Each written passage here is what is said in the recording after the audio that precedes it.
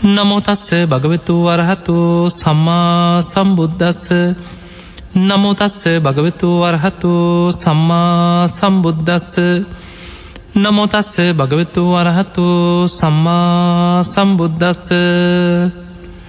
හැම දිනාටම තෙරුවන් සරණ ප්‍රාර්ථනා කරමින් අදත් ඔබ හැම දිනාම බොහොම ශ්‍රද්ධාවෙන් තමන්ගේ ජීවිතයට ධර්ම කාරණා රැසක් එකතු කරගන්න ධර්ම ශ්‍රවණයට සූදානම් වෙච්ච මොහොත. ඔබ හැම දිනාටමත් අද මේ උතුම් ධර්ම ශ්‍රවණයත් ධර්මාවබෝධයේ පිණිසම නිවන් දොරටුවක් බවට පත්වේවා කියලා අපි මුලින්ම ආශිර්වාද ප්‍රාර්ථනා කරනවා. පින්වතුනි, අපේ බුදුරජාණන් වහන්සේ පිරිනිවන් මංචකේ වැඩ සිටිද්දී ආනන්ද හාමුදුරන්ට දේශනා කරනවා, ආනන්දය, චෛත්‍ය හදලා වන්දනා කළ යුතු පුද්ගලයෝ 4 දෙනෙක් ලෝකේ ඉන්නවා. තූපාර පුද්ගලයා. ලෝතුරා බුදුරජාණන් වහන්සේ නමක් වෙනුවෙන් චෛත්‍ය හදලා වන්දනා කරන්න සුදුසුයි. මහරහතන් වහන්සේලා වෙනුවෙන් චෛත්‍ය ඉදිකලා වන්දනා කරන්න සුදුසුයි. ඊළඟට පසේ බුදුරජාණන් වහන්සේලා වෙනුවෙන් චෛත්‍ය ඉදිකලා වන්දනා කරන්න සුදුසුයි. සක්විති රජවරු වෙනුවෙන් චෛත්‍ය ඉදිකලා වන්දනා කරන්න සුදුසුයි කියලා. දැන් අපි මේ ජීවත් වෙන මේ යුගයේ ගත්තොත් මේ වෙනකොට සක්විති රජ කෙනෙක් මේ ළඟ කාලෙකවත් පහළ වෙච්ච කොහෙවත් විස්තරයක් අපි දන්න විස්තර නෑ. සක්විති රජවරු බොහෝ විට පහළ වෙන්නේ දීර්ඝායුෂ ඇති කාලවල. මේ ආසන්න කාලයක පහළ වෙච්ච සක්විති රජ කෙනෙක් ගැන විස්තර නෑ. ඊළඟට පසේ බුදුරජාණන් වහන්සේලා පහළ වෙන්නේ බුද්ධ ශූන්‍ය කාලේ. ඔබ අහලා ඇති අපේ බුදුරජාණන් වහන්සේ පහළ වෙන්න ආසන්න කාලේ පසේ බුදුරු 500 නමක් ඉසිගිලි පර්වතය ඇසුරු කරගෙන වැඩ සිටිය කතාවන් දහම් ග්‍රන්ථවල සඳහන් වෙනවා. ඒ වගේමයි ඉසිපතන මිගදාය කියලා නම යෙදුනෙත් ඒ ඉශිවරයන් වහන්සේලා 500 නමක්. උන්වහන්සේලා අහසින් වැඩම කළ නිතර ධර්ම සාකච්ඡා කරපු භූමියක් හැටියට ඉසිපතන කියන නම සඳහන් වෙනවා. ඊළඟට බුදු කෙනෙක් ලෝකෙ පහළ වෙනවා. මහා පින්වන්ත කෙනෙක් මවකුසින් ලෝකෙට බිහි වුණා කියලා දැනගත්ත දවසේ මේ ඉශිවරයන් වහන්සේලා අහසට පැන නැගලා තේජෝ කසිනයට සමවැදිලා අහසේ පිරිනිවන් පානවා. උන්වහන්සේලාගේ ශ්‍රී දේහයන් අහසෙම දැවිලා පිලිස්සිලා අලුවත් දැලිවත් දූවිරිවත් ඉතිරි නොවී 13 වහන්සේලා පමණක් පහළට වැටුණා කියනවා. ඒ නිසා ඉශිවරයන් වහන්සේලාගේ 13 වහන්සේලා පතනය වෙච්ච භූමිය ඉසිපතන කියලා හඳුන්වනවා. මෙන්න මේ වගේ අර්ථයන් කීපයක් ඉසිපතන කියන වචනයත් එක්ක යෙදිලා තියෙනවා. පින්වතුනි, අපි මේ ඉන්න කාලේ අපිට වර්තමානයේ අපිට දකින්න ලැබෙනවා බොහොම පූජනීය චෛත්‍ය රාජානන් වහන්සේලා. මේ චෛත්‍ය රාජානන් වහන්සේලා අද ඉදි වෙන්නේ බුදුරජාණන් වහන්සේ මුල් කරගෙන. උන්වහන්සේගේ ශාරීරික 13 වහන්සේලා තැන්පත් කරලා වෙන්න පුළුවන්. එහෙම නැත්නම් බුදු කෙනෙක් පරිහරණය කරපු පාරිභෝගික වස්තුවක්. අපි ඒවට ධර්මයේ හඳුන්වන්නේ පාරිභෝගික 13 වහන්සේලා කියලා. බුදුරජාණන් වහන්සේගේ චීවරය අපි කියන්නේ බුදුහාමුදුරන්ගේ සිවුර කියලා කියන්නේ. අපි කියන්නේ චීවර 13 වහන්සේ. බුදුරජාණන් වහන්සේගේ නානකඩේ අපි කියන්නේ දිය සාටක 13 වහන්සේ කියලා. බුදුරජාණන් වහන්සේ ඉන පැළඳි පටිය අපි කියන්නේ පටි 13 වහන්සේ හැටියට. බුදුරජාණන් වහන්සේගේ නිසීදනේ එක්ක උන්වහන්සේ වැඩ සිටි ආසනයක් වෙන්න පුළුවන් මිනි පළඟ. බුදු කෙනෙක් පරිහරණය කරපු යමක් පාත්‍රයට අපි කියන්නේ පාත්‍රා 13 වහන්සේ. එවැනි බුදු කෙනෙක් පරිහරණය කරපු පූජනීය වස්තුවක් තැන්පත් කළ චෛත්‍යයේදී කරනවා. එහෙම නැත්නම් බුදුරජාණන් වහන්සේ වෙනුවෙන් බුද්ධ ප්‍රතිමා තැන්පත් කරත් උද්දේශික චෛත්‍යයක් බවට පත් වෙනවා. ඒ වෙනුවෙන් ඉදි කරන චෛත්‍ය. එතකොට මේ විදිහට අපි සරණ ගිය ගෞතම බුදුරජාණන් වහන්සේ මුල් කරගෙන ශාරීරික පාරිභෝගික උද්දේශික මේ ත්‍රිවිධ චෛත්‍ය නිර්මාණය වෙනවා. ඊළඟට මේ යුගයේ තුල අග්‍රශ්‍රාවක 13 වහන්සේලා වෙන්න පුළුවන්. 80 මහා ශ්‍රාවක මහරහතන් වහන්සේලාගේ 13 වහන්සේලා වෙන්න පුළුවන්. රහතන් වහන්සේලා ගත්තොත් ලක්ෂ ගණන් කෝටි ගණන් මේ ලෝකෙ වැඩ ඉඳලා තියෙනවා. ඒ උතුම් මහරහතන් වහන්සේලාගේ මහරහත් 13 වහන්සේලා තැන්පත් කරලා මේ බුද්ධ ශාසනය තුල චෛත්‍ය ඉදි කරන්න පුළුවන්. ඊළඟට මේ තෝපාර පුද්ගලයෝ ගැන කතා කරනකොට බුදු පසේ බුදු මහරහත් කියන්නේ නිකෙලෙස් උත්තමයන් වහන්සේලා. හැබැයි සක්විති රජ්ජුරුවෝ කෙලෙස් සහිත කෙනෙක්. ඔබට හිතෙන්න පුළුවන් ඇයි මේ කෙලෙස් සහිත කෙනෙක් වෙනුවෙන් චෛත්‍යයේදි කරවන්න. මේ බුද්ධ ශාසනය තුළ සෝවාන් විච්චායට සකදාගාමි අනාගාමි වෙච්ච ශ්‍රාවකයන් වෙනුවෙන් චෛත්‍යයේදි කළ වන්දනා කරන්න කියලා දේශනාවල නෑ. හැබැයි බුදුරජාණන් වහන්සේ දේශනා කරනවා මහණෙනි සක්විති රජ්ජුරුව වෙනුවෙන් චෛත්‍යයේදි කළ වන්දනා කරන්න සුදුසුයි කියලා. එතනදී සක්විති රජ්ජුරුවොත් ලෝතුරා බුදු කෙනෙකුත් අතර යම් යම් සමාන ලක්ෂණ තියෙන. එකක් මහා පුරුෂ ලක්ෂණ පැත්තේ. ඔබ දන්නවා බුදු කෙනෙකුගේ බුදු සිරුරේ මහා පුරුෂ ලක්ෂණ 32ක් පිහිටනවා. මේ මහා පුරුෂ ලක්ෂණ ඉබේ පිහිටපු දෙයක් නෙමෙයි. දීඝනිකායේ ලක්කන සූත්‍රය තුල සඳහන් වෙනවා උන්වහන්සේ සංසාරේ බොහෝ කාලයක් පාරමී පුරාගෙන මේ සංසාර ජීවිතවල පුරණ ලද ගුණධර්ම ඒ පුණ්‍ය ධර්මවල ප්‍රතිඵලයක් හැටියටයි මහා පුරුෂ ලක්ෂණ පිහිටන්. එතකොට බුදු කෙනෙකුට පිහිටන මේ මහා පුරුෂ ලක්ෂණ 32 බුදුරජාණන් වහන්සේගේ කාලේ යම් යම් පුද්ගලයන්ටත් මහා පුරුෂ ලක්ෂණ 1 2 කීපයක් දැන් මහා කාශ්‍යප මහරහතන් වහන්සේට මහා පුරුෂ ලක්ෂණ 7ක් පිහිටියා. ඒ වගේම භාවරී කියලා ඒ කාලේ හිටපු තාපසයෙක් ගැන සඳහන් වෙනවා. මහා පුරුෂ ලක්ෂණ කීපයක් තිබිච්ච. හැබැයි බුදු කෙනෙකුට තමයි මහා පුරුෂ ලක්ෂණ 32ම පිහිටන්. මේ බුදුරජාණන් වහන්සේ නමකට පිහිටන මහා පුරුෂ ලක්ෂණ 32 ඕන්න රෝම ධාතුන් වහන්සේගේ පමණක් පුංචි වෙනසක් ඇතුව අනෙක් මහා පුරුෂ ලක්ෂණයේ ආකාරයෙන්ම සක්විති රජ වෙන මහා පින්වන්ත කෙනෙක් තුලත් පිහිටන. එහෙමනම් අපිට පේනවා මේ සක්විති රජුරෝ කියලා කියන්නේ මහා පින්වන්ත කෙනෙක්. අපේ බෝසතාණන් වහන්සේ මව් කුසින් ඉපදුනාට පස්සේ එදා මාලිගාවේදී සුද්ධෝදන රජුරෝ නම් තබන උත්සවයට මේ අංග ලක්ෂණ ශාස්ත්‍රයේ පිළිබඳව කෙල පැමිණි බ්‍රාහ්මණවරු 108 දෙනෙක්. ඒ වෙනකොට දඹදිව හිටපු දක්ෂතම පිරිස මාලිගාවට ගෙන්නලා බෝසත් පුතාගේ එකින් එක මහා පුරුෂ ලක්ෂණ තමයි විමස මේ අය බැලුවේ. බලලා මේ සියලු දෙනාම කොණ්ණඤ්ඤ කියන කෙනා ඇරෙන්න අනෙක් සියලු දෙනාම ඇඟිලි දෙකක් කිස්සුවා. කෝකටත් බේරෙන්න. එක ඇඟිල්ලක් කියන්නේ මේ කෙනා ගිහි ජීවිතේ රැඳුනොත් සක්විති රජ වෙනවා.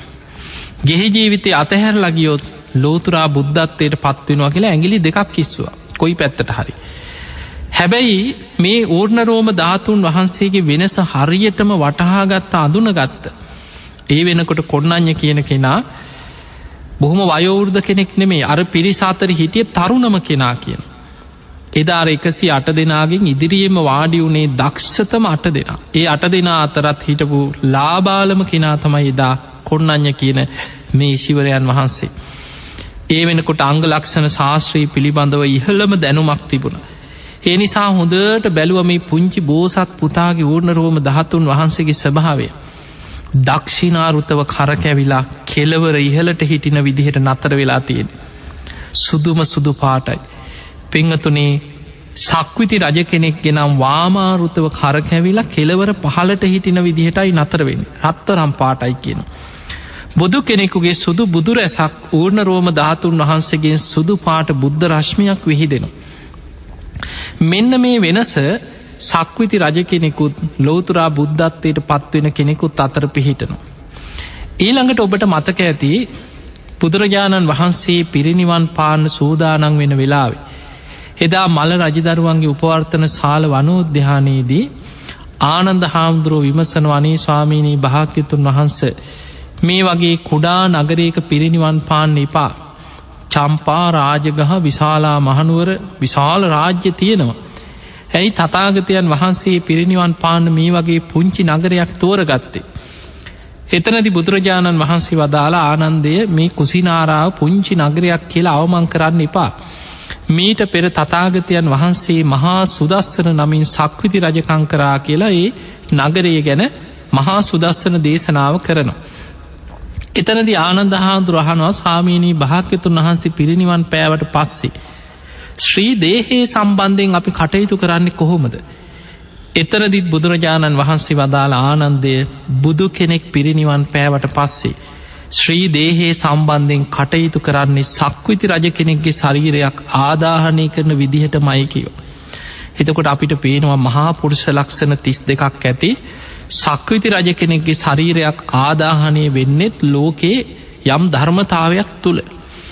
සක්විති රජ කෙනෙක් නම් රත්තරම් පාට රන් සලු 500කින් ඔතලා කපුපුළුම් පටල 500කින් ඔතල රන් දෙනක තැම්පත් කළ සඳුන් චිතකයක් තුළ තමයි ආදාහනය කිරීම සිදුවෙන්. හැබැයි බුද්ධත්වයට පත්වෙලා සම්බුදු කෘත්‍ය අවසන් කරලා පිරිනිවන් පාන ලෝතුරා බුදුරජාණන් වහන්සේ නමකගේ රන් සලු නෙමේ සිවුරු අලුත් සිවුරු 500කිනුත් කපුපුළුම් පටල 500කිනුත් ඔතල රන් දෙනක තැම්පත් කළ සඳුන් චිතකයක් තුළ ඒ ආකාරයෙන්ම ආදාහනය කිරීම සිද්ධවෙන්. එතකොට අපිට මේ බුදු කෙනෙකුත් සක්විති රජ කෙනෙකුත් අතර යම් කිසි සමාන ලක්ෂණ කීපයක් ධර්මයේ යම් යම් තැන්වල මෙහෙම දකින්න ලැබෙනවා. සක්විති රජ්ජුරුවෝ කියන්නේ මහා පින්වන්ත කෙනෙක්. ඒ පින නිසාම සක්විති රජ්ජුරුවන්ට සක්විති රත්න පහළ වෙනවා. සත්ව රත්නයක් පහළ වෙනවා. සක්විති රජ්ජුරුවන්ට අහසින් යන්න පුළුවන් චක්‍ර රත්නයක්, අස්ව රත්නයක්, හස්ති රත්නයක්, ඒ වගේම සිවුරඟ සේනා පිරිවරාගෙන චක්‍ර රත්නය නැගල සක්විති රජ්ජුරුව හිතන දිසාවට අහසින් යනවා කියන. එහෙම යද්දී මේක හරියට නිකන් දෙවියන් දිව්‍යාංගනාව දිව්‍ය පිරිස් පිරිවරාගෙන අහස යනවා වගේ. සක්විති රජ්ජුරුවන්ගේ පුණ්‍ය ශක්තියට සේනාවත් අහසින්ම ඒත් එක්ක හිතන දිසාවට අහසින් එනවා. ඒ හැම රටකම පිරිස සක්විති රජ්ජුරුව අහසින් යනකොට පුදුමෙන් පුදුමයට පත්වෙලා තමන්ගේ රාජ්‍ය සක්විති රජ්ජුරුවන්ට පූජ කරනවා.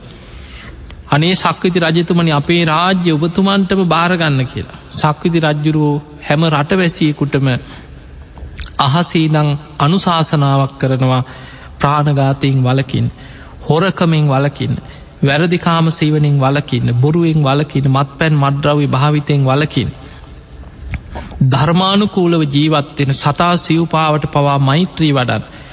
සක්විති රජ්ජුරුවෝ පංච සීලයේ තුළ ලෝකයේ පාලනය කරන්නේ මේ විදිහට මුළු ලෝකේම සක්විති රජ්ජුරුවන්ට යටත් වෙනවා කියන. හැබැයි ඒ යටත් වෙන්නේ බයකට නෙමෙයි.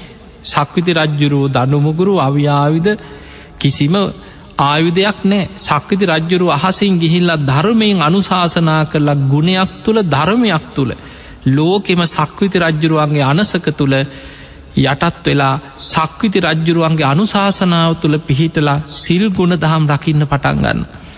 දැන් ඔබ හිතන්න ලෝතුරා බුදු කෙනෙක් පහළ වෙලා ලෝක සත්වයන්ට සීල සමාධි ප්‍රඥා දියුණු කරලා විමුක්තියට පත්වෙලා සසර දුකෙන් මිදෙන මාර්ගයේ පෙන්නලා දෙනවා බුදු කෙනෙක්. හැබැයි සක්විති රජ කෙනෙක් ලෝකයාම සිල්වත් කරන. සක්විති රජ්ජුරුවන්ට එතනින් එහා දෙයක් කරන්න පුළුවන්කමක් නෑ. හැබැයි ලෝකයාව සිල්වත් කරවනවා. කිසිම දඬුමුගුරක් අවියාවිදයක් නැතුව අහසින් ගිහිල්ලා ලෝකයට පංච සීලෙන් අනුශාසනා කරන. කෙනෙක්ව සීලේක පිහිටෝනවා කියන්නේ විශාල පිනක්. ඒ නිසා එවැනි ලෝකයටම සීලෙන් අනුශාසනා කරපු ධර්මිෂ්ඨව ලෝකයේ පාලනය කරපු සක්විති රජ්ජුරුව මිය ගියාට පස්සේ රටවැසියන් කෘතගුණ සැලකීමක් හැටියට චෛත්‍ය හදලා වන්දනා කරන්න සුදුසුයි කියලා බුදුරජාණන් වහන්සේ පෙන්නනවා. එතකොට අපිට පේනවා මෙන්න මේ තූපාර පුද්ගලයෝ සක්විති රජ්ජුරුව වෙනුවෙන් ලෝකෙ මිනිස්සු චෛත්‍යයේදී කරලා වන්දනා කරන්න සුදුසුයි.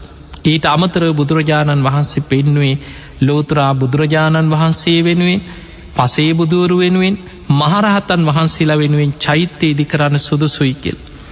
පිංගතුනි, මේ බුද්ධ ශාසනය තුළ බුදුරජාණන් වහන්සේ ළඟට දෙවනි කෙනා තමයි සාරිපුත්තයන් වහන්සේ. තුන්වෙනි කෙනා මුගලන් මහරහතන් වහන්සේ. තතිය ශ්‍රාවකයා බවට පත්වනේ මහා කාශ්‍යප මහරහතන් වහන්සේ. මේ අගසව් දෙනම අසංකේයකුත් කල්ප ලක්ෂයක් පාරමී ධර්ම පුරාගෙන ආපු මහා පින්වන්තයි. අග්‍රශ්‍රාවක තනතුරක් ලබන්න අසංකේයකුත් කල්ප ලක්ෂයක් පාරමී පුරන්නට ඕන. සාරිපුත්ත මහරහතන් වහන්සේ පිරිනිවන් පෑවට පස්සේ උන්වහන්සේගේ දේහේ ආදාහන කටයුතු සිදුවෙන්නේ චුන්ද මහරහතන් වහන්සේගේ යටතේ. චුන්ද හාමුදුරුව කියන්නේ සාරිපුත්ත හාමුදුරන්ගෙම මල්ලි සොහොයුරා. පවුලේ කීප දෙනෙක් හිටියා. උපවාන ඒ අතර චුන්ද මහරහතන් වහන්සේ, ඊළඟට කදිරවනේ රේවත, චාලා, උපචාලා, සිසූපචාලා, උපසේන. එතකොට මෙන්න මේ කීප දෙනාම පැවිදි වෙලා රහත් වුණා. සාරිපුත්ත හාමුදුරුවෝ අවසාන බුදුහාමුදුරුවෝ පිරිනිවන් පාන අවුරුද්ධකට පෙරයි අගසව් දෙනම පිරිනිවන් පෑවේ. ඒක ලෝක ධර්මතාවය. හැම බුදු කෙනෙකුටම පෙර අග්‍රශ්‍රාවක දෙනම පිරිනිවන් පානවා. සාරිපුත්ත මහරහතන් වහන්සේ භාවනා වඩද්දි දැක්කා උන්වහන්සේගේ ආයුෂ ගිවිල අවසානයි. පිරිනිවන් පාන්න දැන් කාලේ ලං වෙනවා. ඒ වෙලේ සාරිපුත්ත හාමුදුරුවෝ විමසුවා උන්වහන්සේගේ සහෝදරයෝ සියලු දෙනාම පැවිදි වෙලා රහත් වෙලා, හැබැයි අම්මා තාම මිත්‍යා දෘෂ්ටි මහා බ්‍රහ්ම දෙවියන් අදහාගෙන තාම ඉන්නේ. සාරිපුත්ත හාමුදුරුවොත් පිරිනිවන් පෑවොත් බොහෝ මිනිස්සු නින්දා කරයි දරුවෝ කෝම රහත් වුණා. අම්මා මිත්‍යා දෘෂ්ටියේම ඉඳලා මැරිලා ගියා. මේ අම්මව සම්මාදිට්ඨියට ගන්න උත්සාහයක් ගත්තේ නෑ කියලා. ඒ වෙලාවේ සාරිපුත්ත හාමුදුරුවෝ කල්පනා කරනවා මම උපන් නිවසට ගමට වැඩම කරලා නිවසට වැඩම කරලා මෑණියන්ටත් ධර්මය කියලා දීලා නිවසේ පිරිනිවන් පානවා කියලා. ඒ වෙලාවේ චුන්ද මහරහතන් වහන්සේ ඇතුළු තවත් 500ක් තරම් ශිෂ්‍ය භික්ෂූන් වහන්සේලා මේ ගමනට එකතු වුණා. බුදුරජාණන් වහන්සේට වන්දනා කළ අවසර අරගෙන තමයි තමන්ගේ ගමට පිටත් වෙලා යන්නේ. එතකොට රජගහනුවර අද ඔය නාලන්දා විශ්වවිද්‍යාලයේ පිහිටලා තියෙන ඔය භූමිය ආශ්‍රිතව තමයි සාරිපුත්ත හාමුදුරන්ගේ එදා උපන් ගම තිබිලා තියෙන්නේ. සාරිපුත්තන් මහරහතන් වහන්සේ එදා නිවසට වැඩම කරලා මේ පිරිනිවන් පෑම ගැන බොහෝම ලස්සන විස්තර ගොඩක් තියෙනවා. සාරිපුත්ත මහරහතන් වහන්සේ පිරිනිවන් පෑවට පස්සේ උන්වහන්සේගේ ශ්‍රී දේහය ආදාහනය කරලා ඒ ධාතුන් වහන්සේලා පාත්තරයට එකතු කරගෙන සාරිපුත්ත මහරහතන් වහන්සේගේ චීවරයේ සිවුරු පිරිකර ඊළඟට පෙරහංකඩේ මේ ධාතුන් වහන්සේලා එකතු කරගෙන ධාතු සහිත පාත්තරය අරගෙන ආපහු සැවැත්නුවර ජේතවනාරාමයට චුන්ද මහරහතන් වහන්සේ භික්ෂූන් වහන්සේලා සමග වඩිනවා. එහෙම එනකොට ආනන්ද හාමුදුරුවෝ තමයි ඉස්සරලාම එළියේදී මුණ ගැහෙන්නේ. ආනන්ද හාමුදුරුවෝ අහනවා චුන්ද මේ මොනවද ඔය අතේ පාත්තරේ කාගේද? එතකොට කියනවා මේ සාරිපුත්ත මහරහතන් වහන්සේ පිරිනිවන් පෑවා. මේ උන්වහන්සේගේ ධාතුන් වහන්සේලා. ඒ වෙලාවේ ආනන්ද හාමුදුරුවන්ට දිසාවල්වත් වැටහෙන්නේ නැතුව ගියා කියලා. ආනන්ද හාමුදුරුවෝ සාරිපුත්ත හාමුදුරුවෝ ගැන බොහෝම පැහැදීමෙන් ගෞරවයෙන් හිටියේ. බුදුරජාණන් වහන්සේ ළඟට ගිහිල්ලා කියනවා ස්වාමීනී භාග්‍යතුන් වහන්සේ සාරිපුත්තයන් වහන්සේ පිරිනිවන් පාලා. සාරිපුත්ත හාමුදුරුවෝ පිරිනිවන් පෑවා කියලා මට සිහි වෙනකොට දැනෙනකොට ස්වාමීනි මට දිසාවල්වත් වැටහෙන්නේ නැතුව යනවා කියලා. එතකොට බුදුරජාණන් වහන්සේ ආනන්ද හාමුදුරන්ගේ සිහිය උපද්දවන්න බුදුරජාණන් වහන්සේ අහනවා ආනන්දය සාරිපුත්ත පිරිනිවන් පෑවේ ඔබේ සීල සමාධි ප්‍රඥාත් අරගෙනද කියලා ඇහුවා. අනේ නෑ ස්වාමීනි සාරිපුත්තයන් වහන්සේ යම් ප්‍රදේශයක යම් තැනක යම් පලාතක වැඩ ඉන්නවා නම් ඒ ප්‍රදේශයේම සංඝයාට මහා අනුග්‍රහයක් කියෝ. ඇයි මේ බුද්ධ ශාසනයේ වැඩ හිටිය ධර්ම සේනාධිපතින් වහන්සේ ප්‍රඥාවන්තයන්ගෙන් අග්‍රම කෙනා මේ බුද්ධ ශාසනය තුළ බුදුරජාණන් වහන්සේගේ ධර්ම චක්‍රය ඒ විදිහටම පවත්වන්න පුළුවන් භික්ෂූන් වහන්සේලා අතර සාරිපුත්තයන් වහන්සේමයි අග්‍ර. බුදුරජාණන් වහන්සේ සාරිපුත්ත හාමුදුරන්ගේ උතුම් ධාතුන් වහන්සේලා සහිත පාත්‍රේ තමන්ගේ ශ්‍රී හස්තේ මත තියාගෙන සංඝයා රැස් කරලා සාරිපුත්ත හාමුදුරන්ගේ ගුණ වර්ණනා කරලා බුදුරජාණන් වහන්සේ වදාළ මහණෙනි සාරිපුත්තයන් වහන්සේ යම් දිසාවක වැඩ ඉන්නවන ඒ දිසාව දිහා බුදුරජාණන් වහන්සේට අමුතුවෙන් ඒ සංඝයා ගැන බුදුවැසින් විමසා ඒ අයට අවවාද දිදී ඒ පැත්ත අමුතුවෙන් වෙහෙසිලා බලන්න අවශ්‍ය නෑ කියනවා. ඒ ප්‍රදේශයේම සංඝයාට සාරිපුත්තයන් වහන්සේ අනුග්‍රහයක්. පිංහතුනි බුදුරජාණන් වහන්සේ පැවිදි වෙන ස්වාමීන් වහන්සේලාට ඉලක්කයක් හැටියට පෙන්නුවේ මං වගේ වෙන්න කියලා නෙමේ. බුදුරජාණන් වහන්සේ ඉලක්කයක් පෙන්නුවේ මහණෙනි නුඹලා මේ සාරිපුත්ත මොග්ගල්ලාන වගේ වෙන්න කියලා. පැවිදි වෙච්ච භික්ෂුණීන්ට ඉලක්කයක් පෙන්නවා කේමා උප්පලවන්නා වගේ වෙන්න. ගිහි ශ්‍රාවක ශ්‍රාවිකාවන්ට ඉලක්කයක් පෙන්නුවේ චිත්ත ගෘහපති හත්තාලෝක පුත්ත සිටුතුමා වගේ වෙන්න. උපාසිකාවන්ට ඉලක්කයක් පෙන්වේ කුජ්ජුත්තරා වගේ වෙන්න. වේලු කණ්ටකී නන්ද මාතා වගේ වෙන්න කියලා බුදුරජාණන් වහන්සේ ඉලක්කයක් පෙන්නු. එතකොට බුදුරජාණන් වහන්සේ සාරිපුත්ත හාමුදුරන්ගේ ගුණ වර්ණනා කරලා පිරිසට කියනවා මහණෙනි මේ සාරිපුත්තයන් වහන්සේගේ මේ ධාතුන් වහන්සේලා තැන්පත් කළ චෛත්‍ය ඉදි කරවන්න කියෝ. දෙව් මිනිස් ලෝකයාට වන්දනා කරලා පින් රැස් කරගන්න පුළුවන්. බුදුරජාණන් වහන්සේ වැඩ සිටිද්දිමයි බොහෝ භික්ෂූන් වහන්සේලාගේ ධාතුන් වහන්සේලා තැන්පත් කරලා මහරහතන් වහන්සේලා වෙනුවෙන් චෛත්‍ය ඉදි වුණේ. මොකද බොහෝ පිරිසක් දැන් සමහරු හිතනවා ඌවා මේ පස්සේ හදාගත්ත ඒවා වඳින් ඒ කාලේ බුදුහාමුදුරුවෝ අනුමත කරලා නැහැ. එතකොට මේ වගේ පණ්ඩිත අදහස් ධර්මයේ නැති අදහස් සමාජගත කරන්න ඇතැම් අය උත්සාහ කරන. පිංගතුනි ඔබ අහලා ඇති බාහිය දාරුචීරිය දරපතුරු ටිකක් ඇඳගෙන තමයි බුදුරජාණන් වහන්සේ හොයාගෙන පිස්සෙක් වගේ දුවගෙන ආවේ බාහිය බොහෝ දුරක් ගෙවාගෙන. හැබැයි බාහිය පෙර සසරේ බොහෝ කල් පින් කරගෙන ආපු කෙනෙක් කල්ප ලක්ෂයක් පාරමී පුරලා තියෙනවා. 80 මහා ශ්‍රාවකයන් වහන්සේලාට අයිති කෙටියෙන් වදාළ ධර්මයේ ඉක්මනින්ම අවබෝධ කරගත් භික්ෂූන් වහන්සේලා අතරින් බාහිය දාරුචීරිය මහරහතන් වහන්සේ තමයි අග්‍රස්ථානය ලැබුවේ. එදා බුදුරජාණන් වහන්සේ බුදු කෙනෙක් පහළ වෙලා අන්න සැවැත් නුවර වැඩ ඉන්නවා කියලා දේවතාවෙන්ගෙන් තමයි දැනගත්තේ. ඒ දේවතාවත් පෙර කාශ්‍යප බුද්ධ ශාසනයේ එකට භාවනා කරලා දෙව්ලොව අනාගාමී වෙලා සුද්ධාවාස බඹලව ඉපදිච්ච කල්යාණ මිත්‍රේ. බැලුව කෝ අපේ යාළුව එකට භාවනා කරපු අය. එක්කෙනෙක් රහත් වුණා. අනිත් කෙනා අනාගාමී වෙලා සුද්ධාවාස බඹලව ඉපදුණා. ගලක් මුදුනට නැගලා දිවි දෙවනි කොට භාවනා කරලා මැරුණත් කමක් නෑ කියලා භාවනා කරපු අයගෙන් අනිත් අය ආහාර නැතුව මාර්ගඵලයක් ලබාගන්න නැතුව අර ගල මතම අපවත් වෙලා හැබැයි භාවනා කරපු පිනෙන් දෙව්ලොව ඉපදුණා. අන්න ඒ අයගෙන් කෙනෙක් තමයි බාහිය. අර දේවතාව තමයි පෙනී ඉඳලා මඟ පෙන්වුවේ බාහිය ඔබ මේ මහ වනාන්තරයට වෙලා දරපතුරු ඇඳගෙන ඔබ රහත් නොවී ඔබ රහත් වුණා කියලා දෘෂ්ටියකට ඇවිල්ලා මිනිස්සු රවට්ටන්න එපා. ඔබ රහතන් වහන්සේ නමක් නෙමෙයි. ඔබ රහත් වෙන මාර්ගයක්වත් දන්න කෙනෙක් නෙමෙයි. එතකොට බාහියට පින තිබුණා. පෙර සසර පින තිබිච්ච නිසා නිහතමානීකම තිබිච්ච නිසා බාහිය අහනවා අනේ ඒ රහතන් වහන්සේලා එහෙනම් ලෝකෙ දැන් වැඩ ඉන්නවද?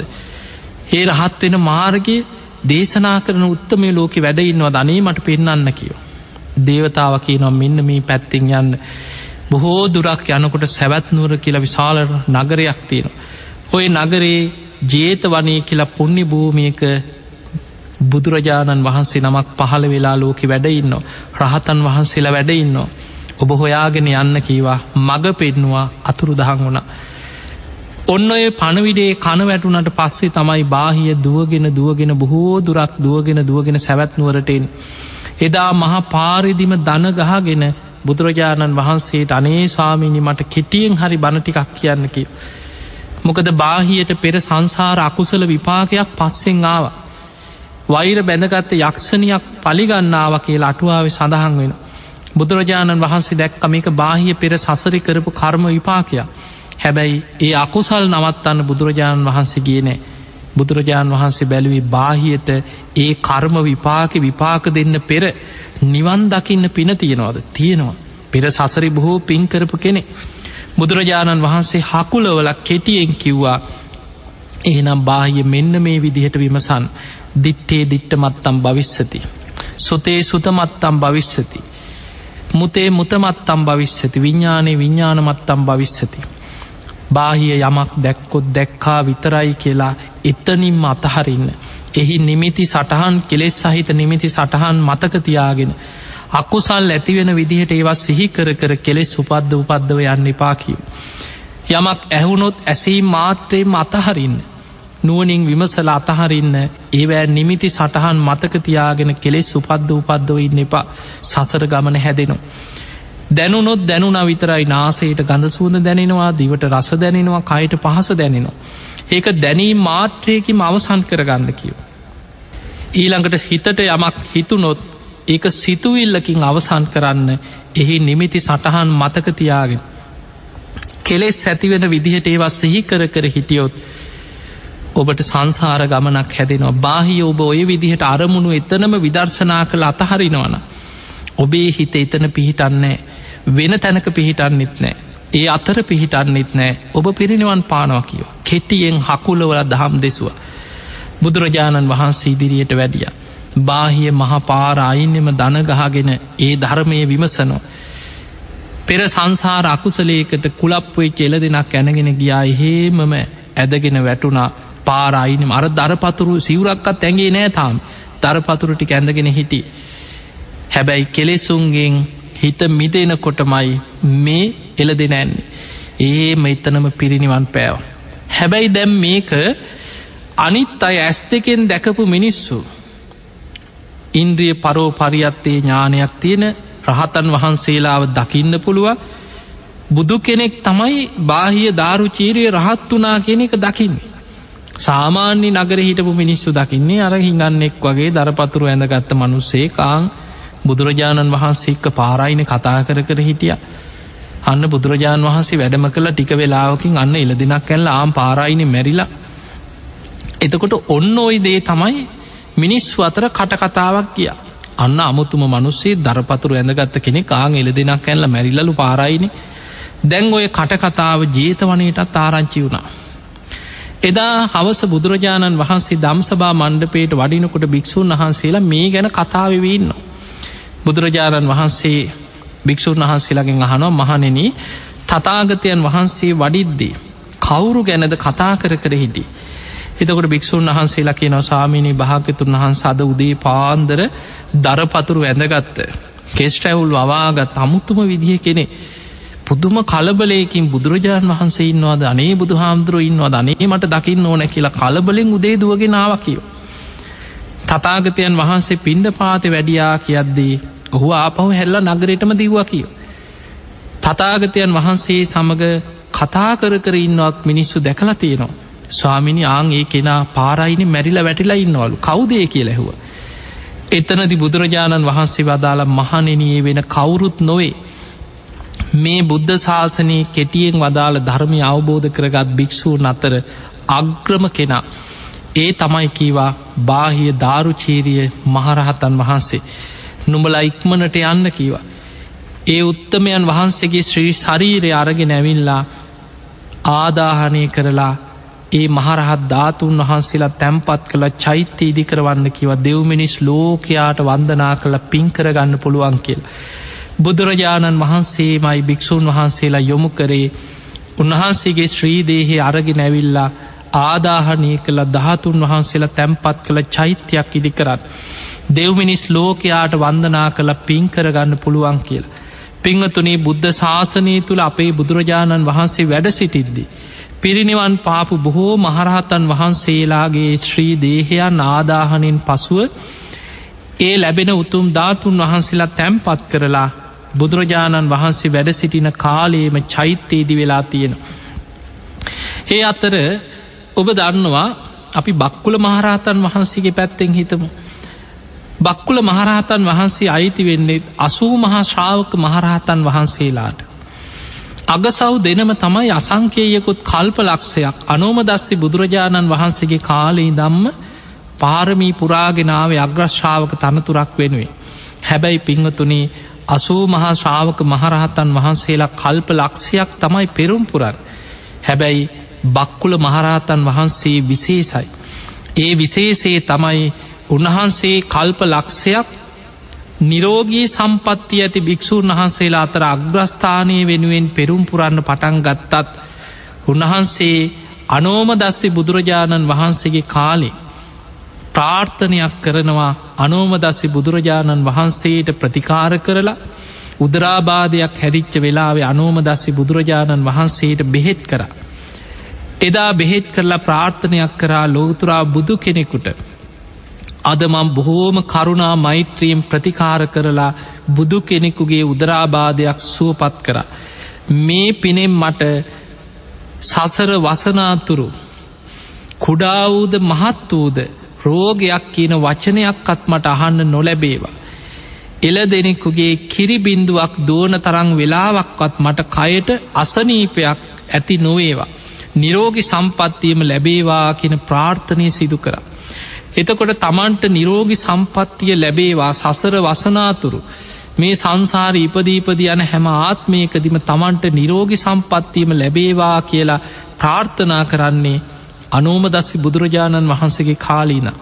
ඒ කියන්නේ ඒකා සංකේය කල්පලක්ෂයකට පෙරයි. පිංහතුනේ ඒකා සංකේය කල්පලක්ෂයකට පෙර එදා අනෝමදස්සි බුදුරජාණන් වහන්සේගේ උදරාබාදයේ සුවපත් කරපු ඒ මහා පින්වන්ත කෙනා. ඒ වෙනකොට වෛද්‍ය වෘතිය ඒ කාලෙ වෛද්‍ය වෘතිය කියලා කියන්නේ මේ ගස්වල මේ කොළ පොතු ඊළඟට නොයෙක් මුල් වර්ග කැඳ වර්ග බෙහෙත් ඖෂධ මේවා තමයි. අද මේ තියෙන වෛද්‍ය විද්‍යාවක් නෙමෙයි ඒ කාලේ තිබුණේ. එතකොට ඒ කාලේ ඉසිවරයන් වහන්සේලා මේ තාපසයන් වහන්සේලා ඒ බෙහෙත් කරපු ඖෂධීය කොළ වර්ග ගෙඩි වර්ග මේවා හොයාගෙන ඇවිල්ලා අනෝමදස්සි බුදුරජාණන් වහන්සේගේ උදරාබාදයේ සුවපත් කරන්න බොහෝ සද්ධාවෙන් ප්‍රතිකාර කරනවා. එහෙම ප්‍රතිකාර කරලා තමයි මේ ප්‍රාර්ථනාව කරන්නේ. මට උපනූපන් භවයන්හි කිරිදෝන තරං වෙලාවක්කත් සුළු කාලෙකටවත් පුංචි වෙලාවකටවත් ශරීරයේ අසනීපයක් නං ඇති නොවේවා කියල ප්‍රාර්ථනාවක් කර. අන්නේ ප්‍රාර්ථනාව තුළ අසංකේයකුත් කල්ප ලක්ෂයක්ම රෝග පීඩාවලින් පීඩාවට පත්වෙලා නෑ කිය. දැන් හිතන් අපි බක්කුල මහරහතන් වහන්සේගේ වැඩිපුරම මේ රහත්වෙච්ච ජීවිතය තුළ නිරෝගි සම්පත්තිය ගැන තමයි අපි අහලතිය. බක්කුල කියලා මෙහි මහරහතන් වහන්සේ නමක් හිටිය අවුරුදු 80ෙන් පැවිදි වුණා. පැවිදි ජීවිතෙත් අවුරුදු 80ක කාලයක් උන්වහන්සේ ගත කර අවුරුදු 160ක් වැඩ ඉඳලා තියෙනවා. නිරෝගි සම්පත්තියෙන් යුක්තයි. කිසිම අසනීපයක් හැදිලනේ. උන්වහන්සේගේ අවසාන ජීවිතයේ නිරෝගි සම්පත්තිය ගැන අපි හිතන් අපි දන්නේ අපි කතාවෙන්. හැබැයි පිංහතුනේ බක්කුල මහරහතන් වහන්සේ අසංකේයකුත් කල්ප ලක්ෂයක් මේ සංසාර ගමනේ උපෝපං ආත්ම භාවවල නිරෝගී සම්පත්තිය ඇතුවම ඉපදීපදියාව කියන. ඒකට හේතුව අසංකේයකුත් කල්ප ලක්ෂයකට පෙර අනෝමදස්සි බුදුරජාණන් වහන්සේගේ උදරාබාධයක් සුවපත් කරන්න ඒ ප්‍රතිකාර කරලා බොහෝම සද්ධාවෙන් ගෞරවෙන් පුද්දුම කැපවීමෙන් ඒ කටයුතු කරලා කරපු ප්‍රාර්ථනය. ඒ වෙලාවේ බුදුරජාණන් වහන්සේ බලනවා මේ කෙනාගේ මේ ප්‍රාර්ථනාව ඉෂ්ට වෙනවද. ඒ ප්‍රාර්ථනාව ඉෂ්ට වෙනවා විතරක් නෙමේ. බුදුරජාණන් වහන්සේ විස්තර කරනවා යමෙක් මට බෙහෙත් හේත්වලින් ප්‍රතිකාර කරාද මාගේ රෝගයේ සුවපත් කිරීම පිණිස කැපවෙලා කටයුතු කරාද. ඔහු මේ කල්ප ලක්ෂයක් මුළුල්ලේ දෙව්ලොව සිත්තලවාගෙන දෙව්ලොවින් දෙව්ලොවට බොහෝ සැප සම්පත් විදිනවා. ඒ විතරක් නෙමෙයි මනුස්ස ලෝකයේ දහස්වාරයක් සක්විති රජ වෙලා උපදිනවා.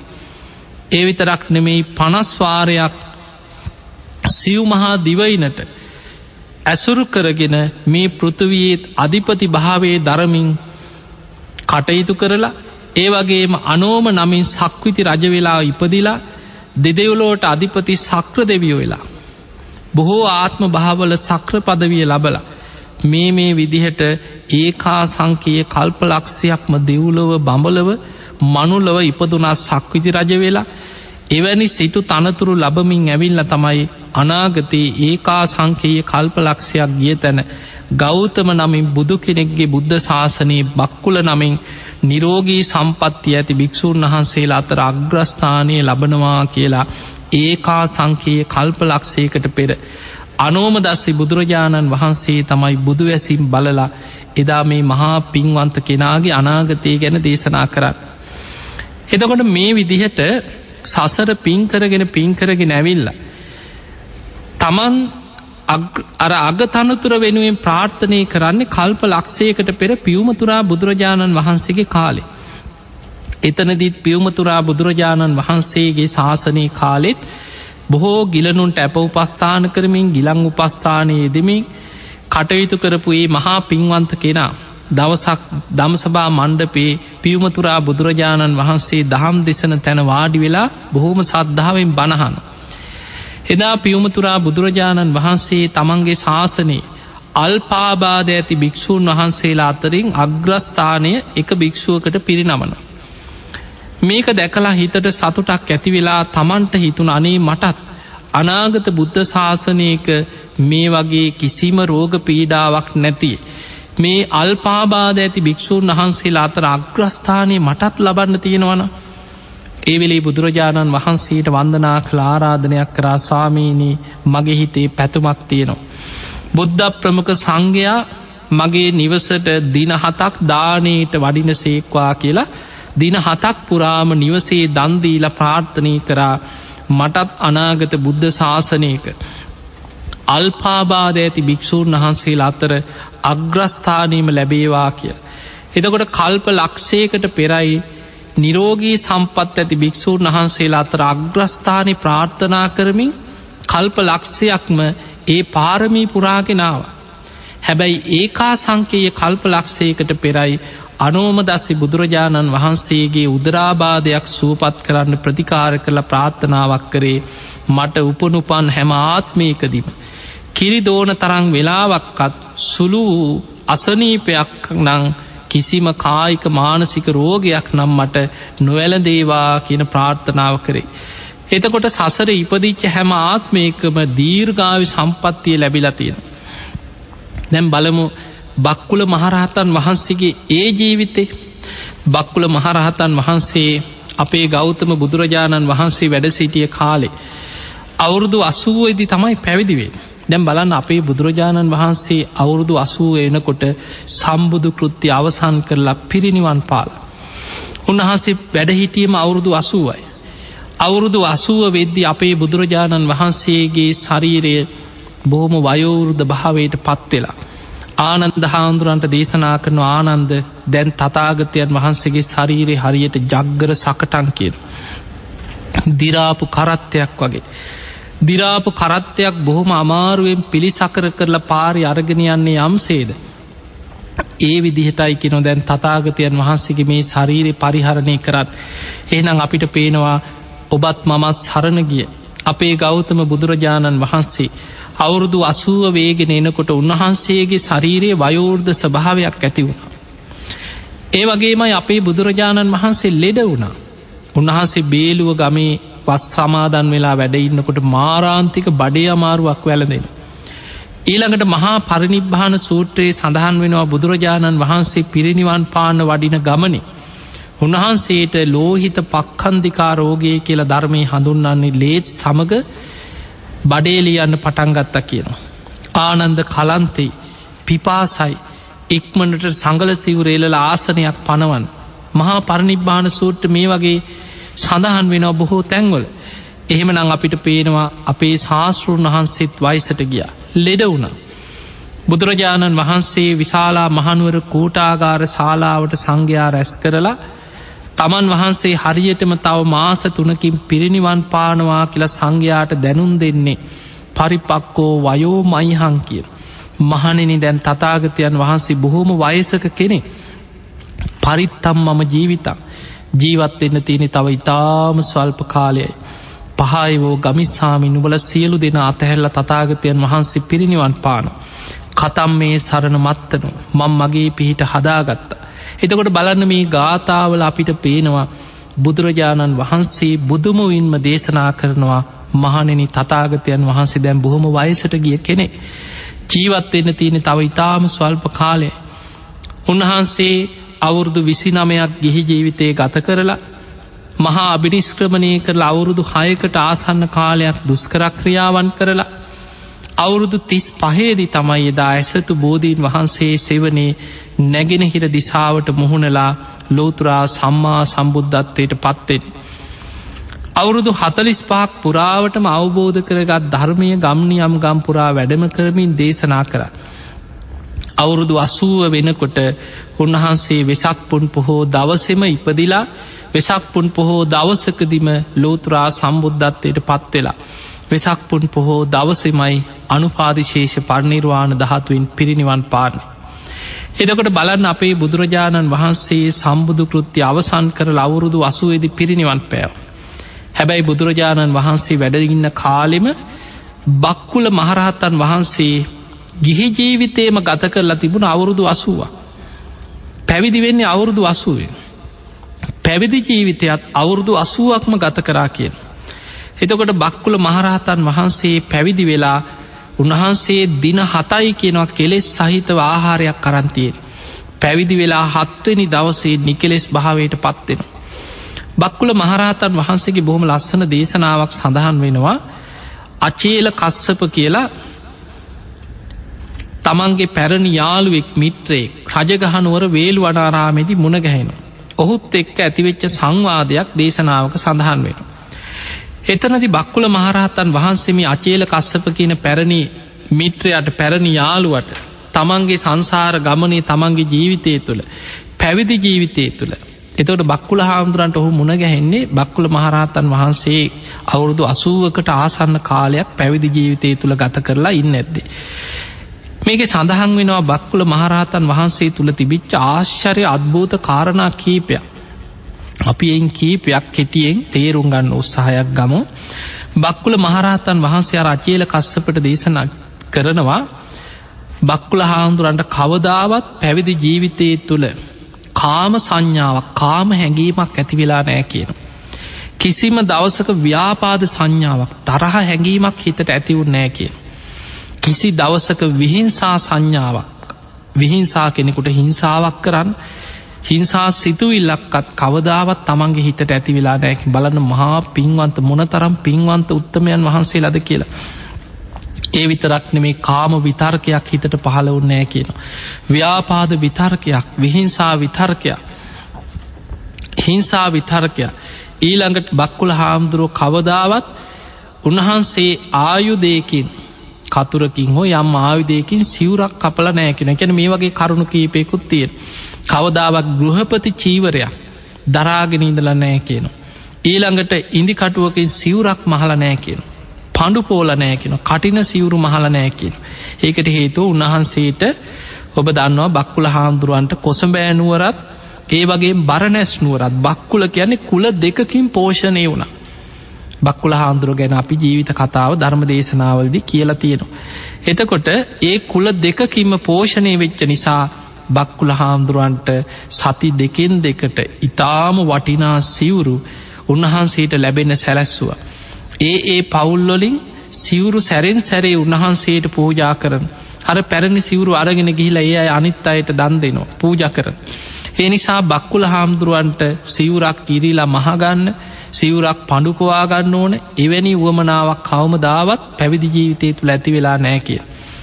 ඒ වගේමයි කවදාවත් තමන්ගේ අනිත් හිතවත් භික්ෂූන් වහන්සේලා තමන්ගේ සිවුරු මහගන්න කටයුතුවලට යොදාගෙන නෑ කියන. කිසිම ආරාධනාවක් පිළි අරගෙනත් නෑ කියන.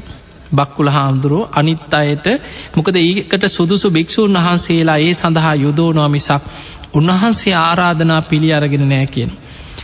උන්වහන්සේගේ හිතටවත් මට මේ විදිහේ ආරාධනයක් කරනවනම් කොච්චර හොඳත්ද කියලා එහෙම සිතුවිල්ලක්කත් කවදාවත් කෙනෙක්ගේ නිවසකට වඩින්න හරි අනේ මට ආරාධනා කරනවනම් හොඳයි කියලා සිතුවිල්ලක්කත් මුළු ජීවිතේම උන්වහන්සේට දැනිලා නෑ කියලා. ඒ විතරක් නෙමෙයි උන්වහන්සේ ගමක් තුල වස් සමාදන් වෙලා ඉඳලා නෑ කියලා. මහා වනාන්තරයේම තමයි බක්කුල මහරහතන් වහන්සේ බොහෝ කාලයක් උන්වහන්සේ වැඩ ඉඳලා තියෙන්නේ. ඒකට හේතුව උන්වහන්සේ බොහෝම වනාන්තරයේ ඇසුරු කරගෙන මහා වනාන්තරවල ගත කරද්දී උන්වහන්සේ භික්ෂුන් වහන්සේලා ආරක්ෂා කරන දූතාංග ධර්මයන්ගෙන් කීපයක් ආරක්ෂා කරමින් වැඩ ඉඳලා තියෙනවා. ඊළඟට බක්කුල හාමුදුරුවෝ සඳහන් කරනවා කවදාවත් රූපයක නිමිත්තක් අරගෙන ස්ත්‍රියක් දිහා බලලා නැහැ. කෙලෙස් සහිත නිමිත්තකින් ස්ත්‍රියක් දිහා කවදාවත් ජීවිතේ බලලා නැහැ කියන. ඒ වගේමයි ඒ ස්ත්‍රියකට යටත් පිරිසෙන් පද 4ක ගාථාවකින්වත් ධර්ම දේශනාවක් කරලා නැහැ කියන. ස්ත්‍රියකට බණ ටිකක් කියන්න ඕන කියලා හිතකින් එහෙම පද 4ක ගාථාවකින්වත් දහම් දෙසලා නැහැ කියන. භික්ෂුණී ආරාමයකට ගිහිල්ලා නැහැ කියන. ඊළඟට භික්ෂුණීන්ලට දහම් දෙසලා නැහැ. ඊට සුදුසු අයව යොමු කරලා තියෙනවා. උන්වහන්සේ දහම් දෙසන්න ගිහිල්ලා නැහැ කියන. එතකොට මේ වගේ විස්තර ගොඩාක් බක්කුල මහරහතන් වහන්සේ ළඟ තිබිච්ච ආශ්චර්ය කාරණා රැසක් සඳහන් වෙනවා. මේ අතර වැදගත්ම කාරණා කීපේ උන්වහන්සේගේ තිබිච්ච මේ අල්පාබාධ ඇති බව පිළිබඳ සඳහන් වෙනවා. බක්කුල හාමුදුරුවෝ කවදාවත් ගිනිහල් ගයක් ඇතුළට ගිහිල්ලා ස්නානය කරලා නෑ කියනවා අවුරුදු 80ටම. ගිනිහල්ගේ කියලා කියන්නේ ගිලන් වෙච්ච භික්ෂූන් වහන්සේලාට උණුදිය ස්නානය කරන්න සකස් කරලා තිබිලා තියෙන. එතකොට එවැනි ගිනිහල් ගෙවල් ගැන විනේ සඳහන් වෙනවා ආරාමවල තිබිච්ච විස්තර. උන්වහන්සේ කවදාවත් එවැනි ගිනිහල් ගයක් ඇතුළටවත් ගිහිල්ලා නැහැ. සාමණේරයෙක් ලවා කවදාවත් උපස්ථානයක් කරවගෙන නැහැ කියනවා. දැන් කෙනෙකුට නම් මගේ කොන්ද ටිකක් රිදෙනවා, එක්ක තෙල් ටිකක් ගන්න, මගේ ඔළුවට ටිකක් තෙල් ටිකක් දාන, කකුල් රිදෙනවා. සාමණේර පොඩි ස්වාමීන් වහන්සේලා ලවා උපස්ථාන කරව ගන්නවා වැඩිහිටි ස්වාමීන් වහන්සේලා. හැබැයි බක්කුල මහරහතන් වහන්සේ කවමදාවත් උන්වහන්සේගේ පැවිදි ජීවිතය අවුරුදු 80ටම කවදාවත් සාමණේර කෙනෙක් ලවා උපස්ථානයක් කරවල නෑ කියන. කරගෙනත් නෑ.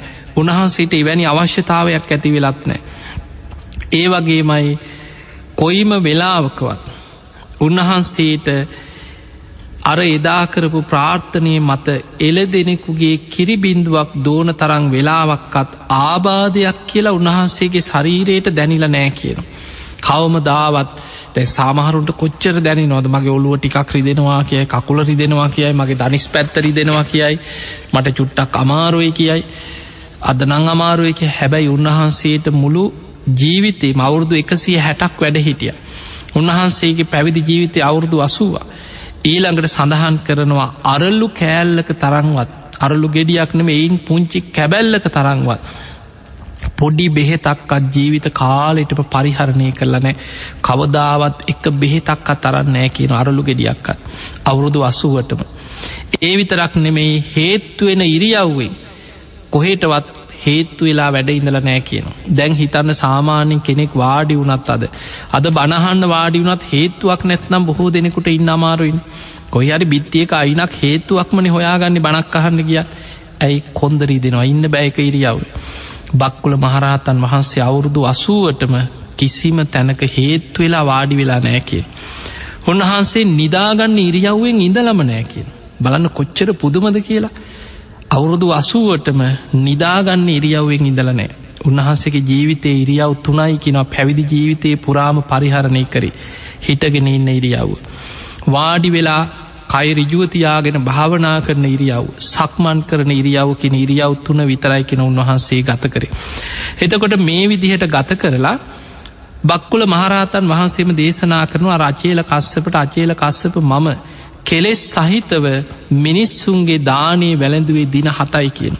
ඒ කියන්නේ පැවිදි වෙලා දින 7න් සියලු කෙලෙසුන්ගෙන් මිදිලා උතුම් අරහත්වයට පත් වෙනවා. මේ බක්කුල මහරහතන් වහන්සේගේ පිරිනිවන් පෑම ගැන බොහෝම ලස්සන විස්තරයක් සඳහන් වෙනවා. දැන් උන්වහන්සේ කාගෙන්වත් උදව් උපකාර ඉල්ලගෙනත් නෑනේ. සාමණේර කෙනෙක්ගෙන්වත් පොඩි කෙනෙක්ගෙන්වත් එක්ක මගේ ඔළුව රිදෙනවා, කකුල් රිදෙනවා, තෙල් ටිකක් ගන්න මට අමාරුයි කාටවත් කියලා උන්වහන්සේගේ වැඩක් කරගෙනත් නෑ. ඒ නිසා බක්කුල මහරහතන් වහන්සේ පිරිනිවන් පාන වෙලාවේ කල්පනා කරනවා මම පිරිනිවන් පෑවට පස්සේ මගේ ශරීරයේ පවා කාටවත් හිංසාවක්, සංඝයාට කරදරයක් නොවේවා. මම වැඩ සිටින කාලේ අනෙක් භික්ෂූන් වහන්සේලාට කරදරයක් නොවුනාසේම මගේ පිරිනිවන් පෑමෙන් පසුවද භික්ෂු සංඝයාට මගේ ශරීරයවත් කරදරයක් නොවේවා කියලා අධිෂ්ඨානයක් කරගෙන උන්වහන්සේ අහසට පැන නැගලා තේජෝ කසිනේට සමවැදිලා අහසෙම පිරිනිවන් පාන. අහසේ පිරිනිවන් පානකොට බක්කුල මහරහතන් වහන්සේගේ ශරීරෙම ගිනි ජාලාවක් මතුවෙලා අහසෙම දැවිලා අලුවත් දැලිවත් දූවිලිවත් ඉතිරි වුණේ කියනවා. හැබැයි සමන් කැකුළු පාට ධාතුන් වහන්සේලා පහළට වැටුණා කියනවා.